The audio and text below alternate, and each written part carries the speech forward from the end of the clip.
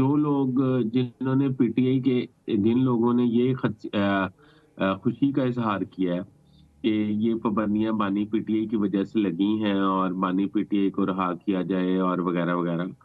तो पीटीआई को फौरी हुँ, तौर पे उनसे लाने ला तल्लक़ी कर देना चाहिए, क्योंकि ये तो मुल्क के खिलाफ साज़िश का हिस्सा बनने वाली बात है। मुझे ये हुँ, लगता है कि बिल्कुल। पाकिस्तान को अंदरूनी और बैरूनी दुश्मनों का सामना है। पाकिस्तान में हाँ, अगर कोई पाबंदियाँ लगती हैं एज़ सच भारत में तो इसका जश्न होना चाहिए। पाकिस्तान में तो कोई ऐसा गिरोह जश्न ना मनाए जो अपने आप को पाकिस्तानी क्लेम करता हो और पाकिस्तानी आईन और कानून को मानता भी हो और पाकिस्तानी आईडी कार्ड भी रखता हो।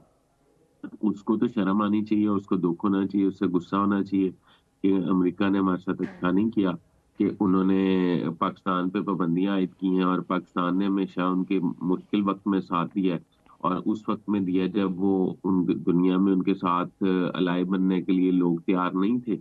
उस वक़्त पाकिस्तान उनके साथ हुँ, खड़ा हुँ, हुआ, रशिया के खिलाफ जो पाकिस्तान उनके खिलाफ खड़ा हुआ, तो उनके साथ खड़ा बिल्कुल। हुआ। तो उसकी कुर्बानी ही नहीं भूलनी चाहिए। उस वक़्त पाकिस्तान ही था जिसने अमेरिका को बेल आउट करवाया रशिया से और इसको फतह हुँ, दिलाई और रशिया जो है रशिया के मतलब खिलाफ जो जंग थी उसमें बिल्कुल मदद फ़राहम की।